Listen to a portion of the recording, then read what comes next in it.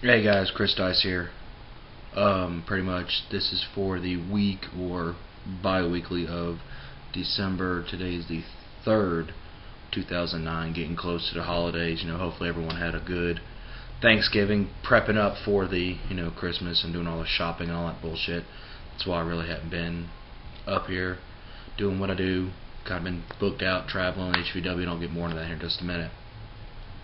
This time I am pretty much going to be bringing you my options, my opinions on a couple of different things. A couple weeks ago we had Mini-Me, I believe it was this past Monday, Mini-Me on Monday Night Raw. I think they were smart and they avoided the obvious, staying with Hornswoggle and all that crap. Even though, they did the thing with Mark Henry and yeah. Don't really see where they're going with that, but all in all, they seemed to enjoy it. As far as the crowd enjoyed it.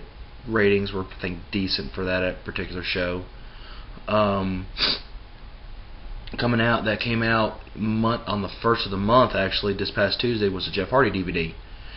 I think personally, from a business point of view, that was not really the smartest move on WWE's standpoint, considering all of the issues that Jeff was standing right now in his court issues, and who's being very smart and really staying hush-hush, won't even speak to his own family about the whole situation. Yeah, that is a penguin you see behind me.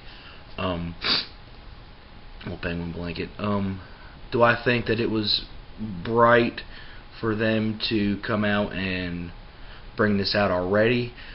I think they're a little prejudgmental on it, because like with everything that happened with Chris Benoit, when they yanked all of his merchandise and all that stuff, they kind of really hadn't gone that far yet with Jeff, but where he stood with the company and everything that happened, you knew it was gonna happen. So hopefully it's a good DVD. I've heard some people, I haven't really viewed it myself yet, but I've looked at it. As long as they're gonna go back, when his Omega, when they first came in, and they're back in the indie days, because they've got a lot of footage with him, his brother Shannon, traveling down in North Carolina area doing. I think they did a show with aiwf, which I'm a part of now, in EWC. I think that it'll be a pretty good DVD. I think with TLC coming up, I believe it's, and I'm looking at a calendar over here, so I got a calendar up here I'm looking at. Today's the 3rd. We got about not even 2 weeks away. You've got Sheamus and John Cena for the title at TLC. I think it's not going to be what everyone's wanting it to be.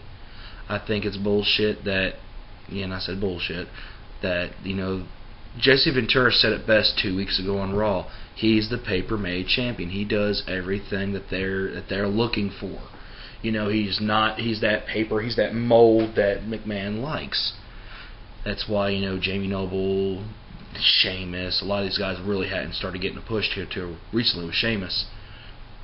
I was really afraid, and if you listen to my other commentary, I was more afraid of him getting shrugged up under the table, under the carpet, away from everybody once he hits Raw.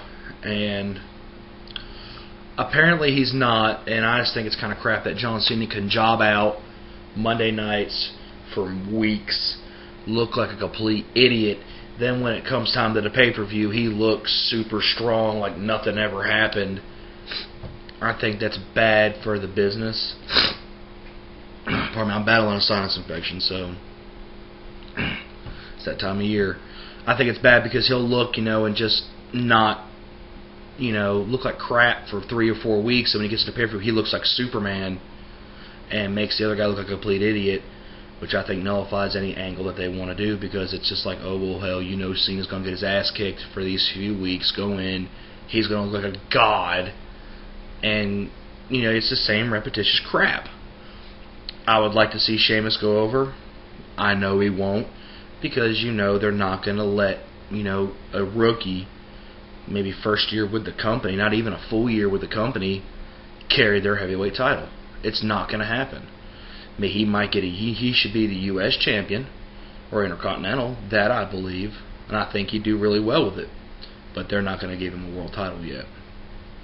Finally, I still got about 4 minutes left, so I wanted to. This is my opinion on some things. Where I'm an independent wrestler, a lot of people, wonder how the booking situation goes. Booking on the independent wrestling scene is really rough because you're not guaranteed a dime. You're not even guaranteed gas money. I've made trips and not even gotten gas money. I think it's bad that you got some of these promoters that'll say you are with me, no questions asked. I think that's stupid because there's no contracts. There's nothing in this independent wrestling business on the independent level. Unless you're with WWE, TNA, or Ring of Honor anymore, you're not guaranteed jack shit. And I think it's stupid that you have companies in this area, and I live in the Tennessee area. I'm not really going to go into detail because I really don't want to stir up that much heat yet. I think it's bad when they want to say you're to be here no matter what. I agree with that.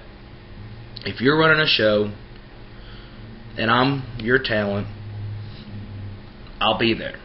But, if I agree to take a booking somewhere else, point in hand, I'm working with the company right now, HVW, High Velocity Wrestling.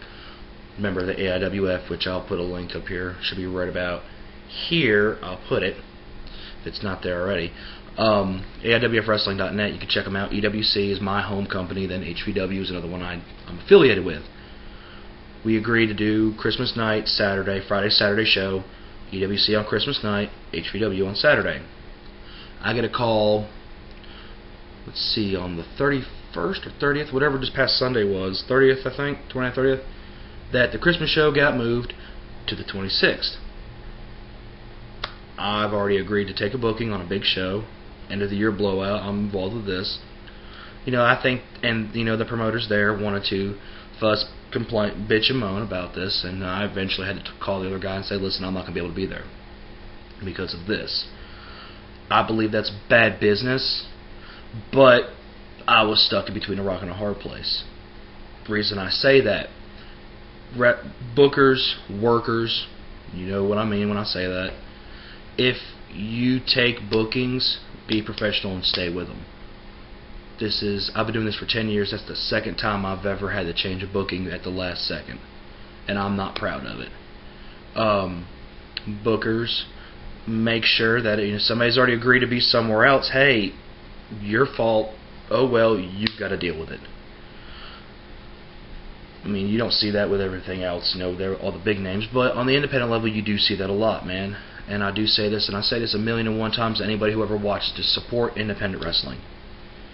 Find a town, find your local company that you're with, even if it sucks. If there's a couple of them in there, find the one that's good and support them. Show up.